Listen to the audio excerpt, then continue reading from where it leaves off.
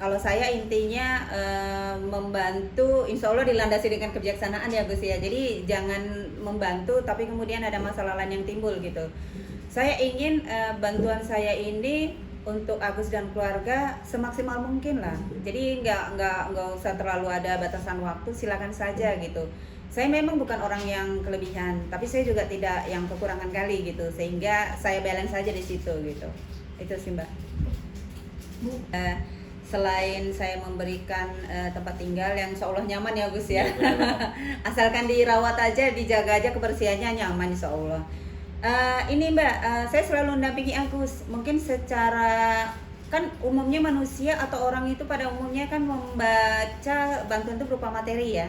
Mungkin selain tadi tempat tinggal itu udah dalam bentuk materi, saya dalam bentuk ini support ya Gus ya, semangat mental. Jadi kalau misalnya karena dana itu tertahan sehingga Agus tidak bisa menggunakan dana itu untuk perobatan, apalagi situasinya agak kisruh sehingga sulit ya untuk tersalurkan bantuan tersebut yang tadinya ada di rekening Agus sekarang pindah ke rekening yayasan tanda petik ya, karena kan yayasannya juga belum ada izinnya ya.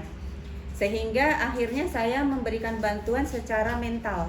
Jadi harapannya dengan mental yang lebih stabil, udah lebih nyaman, lebih tenang, otomatis luka-lukanya itu bisa berkurang lah gitu.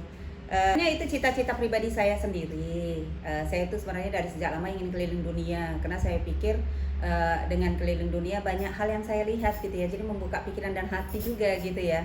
Menurut saya itu suatu, mumpung diberi kehidupan di dunia, saya manfaatkan gitu sebaik mungkin gitu ya, untuk kepentingan saya juga. Nanti juga dari rencana keliling dunia itu saya bisa mendapatkan banyak hal, dan itu bisa saya jadikan sebuah buku dan saya kontribusikan buat masyarakat Indonesia gitu. Itu sebenarnya jadi cita-cita pribadi ya. Tapi karena ada Agus, dan kayaknya Agus kasihan ya selama 4 bulan ini mengalami hal yang benar-benar membuat dia sulit bergerak ya, bukan soal sulit bergerak secara fisik karena tersiram air keras, tapi karena ada hujatan dari publik yang sebenarnya publik juga tidak mengetahui dengan pasti apa sih persoalannya gitu. Karena publik itu membacanya Agus ini dianggap istilahnya durhaka terhadap orang yang telah membantu, padahal kalau menurut analisis akademik saya ya, sebagai intelektual bela negara tadi, saya membacanya apa yang dilakukan oleh pihak Novi itu telah menyalahi aturan hukum. Jadi Agus ini di posisi hukum yang benar gitu. Makanya saya 100% mendukung Agus gitu. Nah, jadi akhirnya saya berinisiatif, apa saya gabungkan aja rencana saya pribadi itu dengan coba ngajak Agus jalan-jalan juga deh, biar Agus tuh bisa mendengarkan hal-hal yang berbeda lagi. Suasana hawa itu kan sebenarnya juga kan berbeda, begitu kita pindah tempat kan itu berbeda lagi gitu yang dirasakan. Nanti kita juga di sana bercerita gitu loh. Jadi saya pikir sebenarnya keliling dunianya juga bukan keliling dunia mewah ya. Jadi kita dari satu negara ke negara lain menggunakan transportasi yang identik dengan khas dari transportasi wilayah tersebut gitu. Jadi biar bisa banyak merasakan transportasi, jenis transportasi gitu.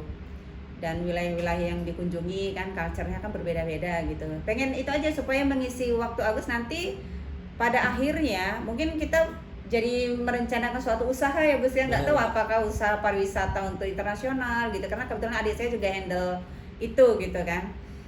Itu sih sebenarnya lebih ke situ gitu kan. Sebenarnya orang berhak ya mau menyampaikan ingin melakukan apapun ya, pastinya didasari dengan pertimbangan-pertimbangan yang matang gitu.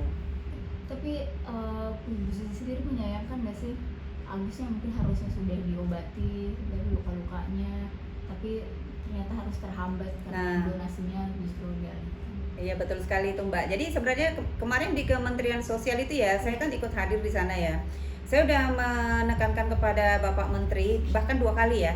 Saya menyampaikan aspirasi yang pertama terkait dengan pelanggaran HAM yang dilakukan oleh pihak yayasan ke Agus ya. Gimana pun Agus ini kan adalah salah satu anak bangsa.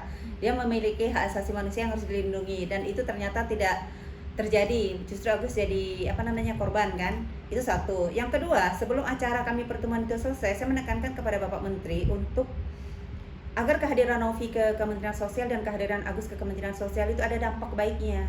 Jadi lebih baik tidak usah dibawa ke pengadilan, karena secara hukum kasat mata aja udah terbaca, secara hukum Agus benar gitu. Jadi harapan saya kemarin sebenarnya sebelum akhir tahun 2024 itu damai harusnya sudah terwujud gitu loh dari kedua pihak. Apa sih beratnya memberikan hak Agus, toh dana yang sebesar 1,3 itu tadinya ada di dalam rekeningnya Agus gitu loh, dan berpindah ke sana gitu. Jadi kembalikan saja, karena gimana pun ijab kabulnya tadi di awal itu kan untuk Agus gitu loh.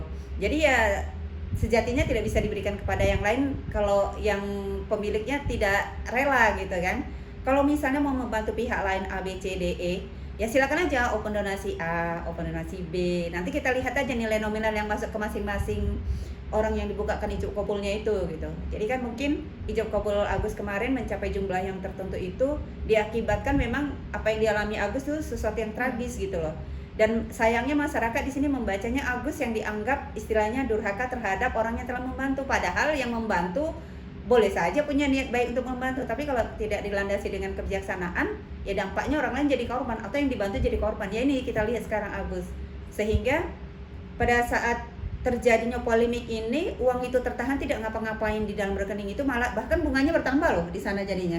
Tapi Agus mau menggunakan berubah jadi tertunda gitu, dan jadi akhirnya Agus ini tidak saja mendapatkan serangan fisik akibat tersiram air keras, tapi juga mentalnya. Dana tertahan, tidak berobat, dan kemudian dihujat sama publik. Itu yang sebenarnya sangat disayangkan gitu Mbak. Ibu, itu kembali ke publik aja ya, bagaimana membacanya, menilainya. Karena saya juga nggak bisa menjalankan kehidupan saya pribadi berdasarkan penilaian mereka, karena kan mungkin mereka juga memiliki pemahaman, ilmu, dan pengalaman yang berbeda-beda, ya kan, tidak sama. Jadi ya sejatinya saya hidup berdasarkan nilai kehidupan yang saya pegang gitu loh. Saya nggak bisa hidup berdasarkan nilai kehidupan orang-orang yang mungkin itu tadi, mungkin secara pendidikan, secara pemahaman, pengalamannya tidak sama gitu. Nah sulitnya di situ gitu. Jadi nggak apa-apa di era demokrasi setiap orang berkomentar, tapi sejatinya sebagai orang yang, apalagi Indonesia kan terkenal sebagai bangsa religi ya, aku lihat taat-taat banget tuh kan, menjalankan ritual-ritual agamanya ya kan, sebagai bangsa spiritual yang mencintai keheningan. Sejatinya ya bisa mengendalikan diri, mengendalikan bahasa, karena bahasa yang diucapkan itu adalah cermin sebuah bangsa gitu. Jadi kalau misalnya masyarakat Indonesia dominan mengucapkan bahasa-bahasa yang tidak menginspirasi, itu sangat disayangkan gitu. Berarti kita turun level gitu loh. Sejatinya di era digital itu kita bisa naik level gitu. Itu sih. mungkin sekarang untuk Mas Agus, Agus.